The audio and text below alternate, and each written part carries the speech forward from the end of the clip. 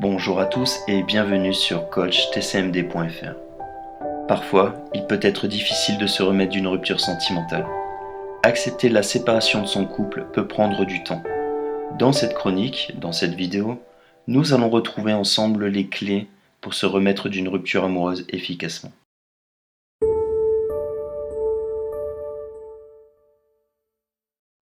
Vos amis ont toujours les pires conseils pour se remettre d'une rupture amoureuse.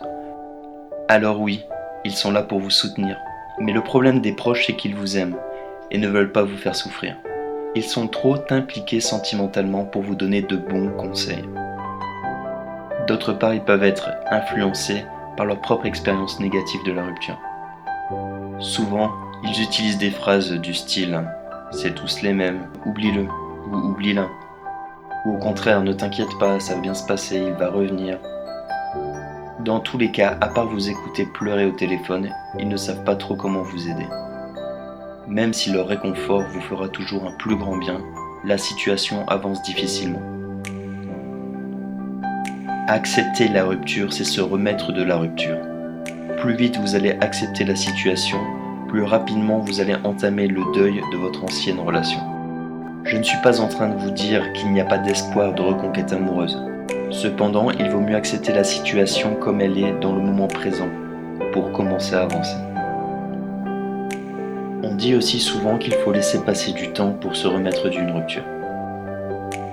Le temps ne fait que diminuer les souffrances, mais peut laisser des traces, si justement vous ne prenez pas le temps d'en tirer les bonnes conclusions et les expériences dont vous avez besoin pour avancer.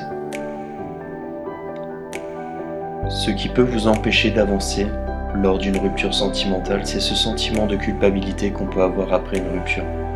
Si vous avez fait des erreurs, il va falloir que vous vous remettiez en question, oui, mais pas que vous culpabilisiez pendant des mois et des mois. Se remettre en question n'est pas donné à tout le monde.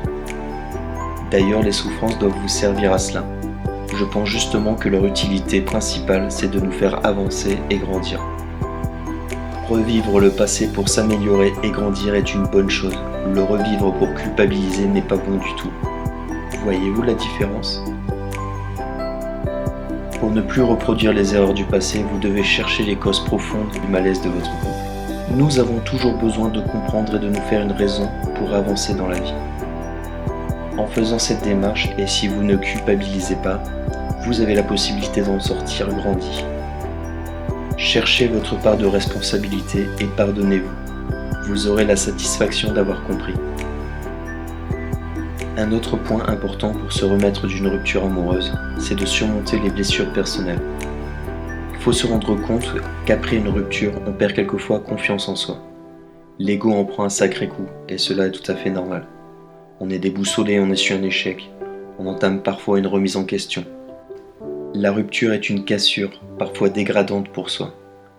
Cela n'est pas facile, mais rendez-vous compte de votre potentiel et que ces pensées négatives sur nous-mêmes sont fausses.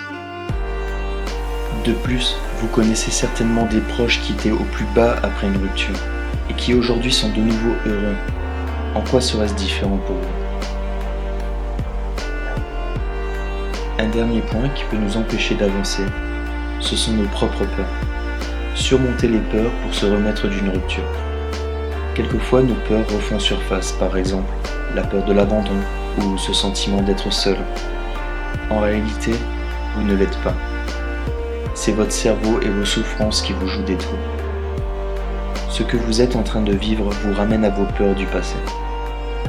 Ne sous-estimez pas la puissance de votre mental et rendez-vous compte que parfois, ce dernier peut se tromper.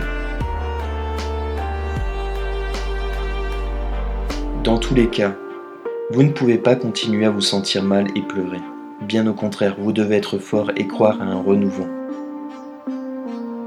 En tant que thérapeute, que ce soit au cabinet ou en ligne, la consultation peut vous apporter une réelle amélioration dans vos blessures personnelles et dans votre dépendance affective. N'hésitez pas à prendre contact avec moi gratuitement pour faire avancer votre situation personnelle.